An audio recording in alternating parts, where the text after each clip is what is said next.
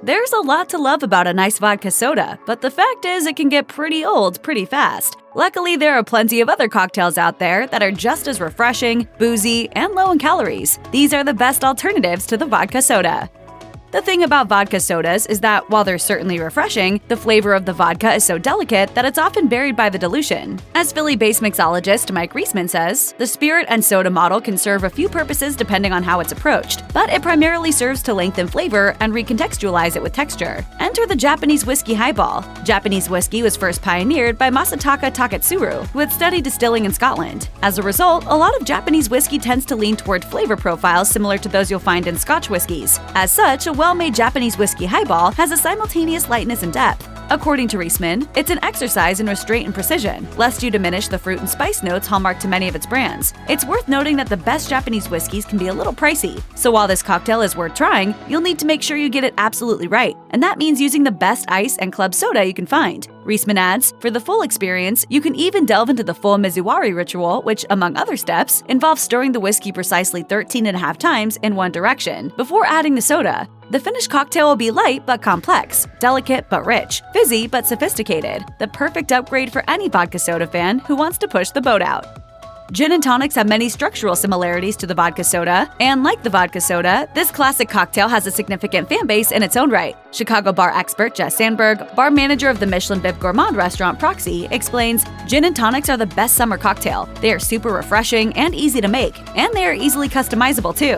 Of course, you can make a great gin and tonic out of whichever gin you prefer. The trick is using the right kind of tonic. Nowadays, there are so many available, and they all have different flavor profiles too, so you can really play around with some cool combinations. Schweppes tonic.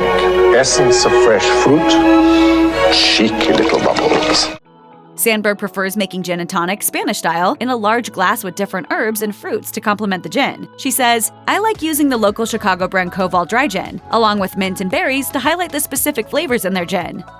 The gimlet evokes feelings of classic eras gone by, and for good reason too. While no one is exactly sure as to the origin of the classic gimlet, there is one theory that suggests it originated in the 1860s. Back then, sailors in the British Royal Navy would combine gin with lime juice to help fight scurvy. It's similar in concept to vodka soda, but has a more elegant feel, and offers a good amount of versatility too. A gimlet is composed of 3 simple ingredients. Classically, the base spirit would be gin, but in a vodka gimlet, it'd be vodka, lime juice, and simple syrup. Marshall Minaya, the beverage director and mixologist for both Valerie and Alfie's Bar and Kitchen, explains, most bars carry these 3 ingredients, making it a delicious, simple cocktail to order when you want to stray from the normal vodka soda. Ryan McKenzie of Sia Manana and Patent Pending says, I always encourage those who enjoy the taste of vodka, looking to try something new, to venture into gin. For summer, a super easy modification that I love to make is a rosemary gimlet, made with a rosemary simple syrup. If you're looking for something more complex but equally refreshing as a vodka soda, you might want to consider reaching for a Paloma. The Paloma is a favorite of resort bars and Mexican restaurants, and it's as simple to make as it is refreshingly smooth and delicious. This is a simple cocktail that consists of only 3 ingredients: tequila, fresh lime juice, and grapefruit soda. Dickie Dunn, beverage director at Washington, D.C.'s Allegory Speakeasy Bar, says, it is light and refreshing, low in sugar, and is perfect to ward off the summer heat. You can drink them all night long, and you won't ever feel weighed down, too. Dunn explains, the vodka soda might be the current zeitgeist, but the Paloma is quickly making its claim to be the successor. Mules have long been popular because they're fun and buzzy, and usually come in a cool copper mule mug that's extremely Instagram-friendly. But it also just so happens to be a great alternative to the vodka soda. Mules are generally made out of vodka, ginger beer, and lime, making it quite similar to a vodka soda, only with a bit more flavor depth, thanks to all that ginger beer. Mules are also interesting as a cocktail choice because a lot can be done to give them even more depth. One idea is to add some fresh herbs to the lineup, such as a little mint. Another fun twist is to add some sort of fragrant and flavorful syrup. Bethany Brantford, head mixologist at Holston House, explains, I highly recommend asking the bar if they make their own ginger syrup, and adding that to soda to cut some of the sugar and calories, if diet ginger beer is not an option. These extras will give new life to even the simplest of cocktails, making them even more enticing and delicious. Wait. 3 measures of Gordon's, 1 of vodka, half a measure of quinoa lily, shake it over rice, and then add a thin slice of lemon peel. Yes, sir.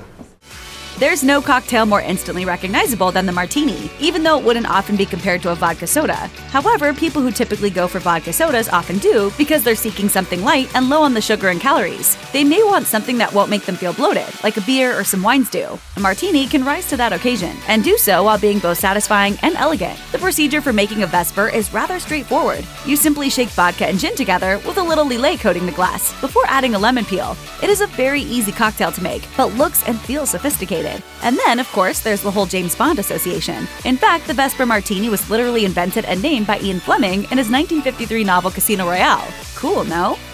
The Vodka Collins is a perfect option for classic vodka soda lovers, especially when you take the original cocktail and tweak it ever so slightly. These tweaks on the traditional can range from the simple, like adding an orange slice or a cherry, to something more exotic altogether. Milo Sika, partner and beverage director at Fandimata in Brooklyn, New York, says, "If you like vodka soda but don't feel like vodka soda, you should definitely indulge in lemongrass Vodka Collins. This spin is refreshing, with a sharp lemon-like scent and a slight hint of exotic ginger." Zika says, "Lingering grassy and floral notes complements light and effervescent texture that make your hot summer days more enjoyable."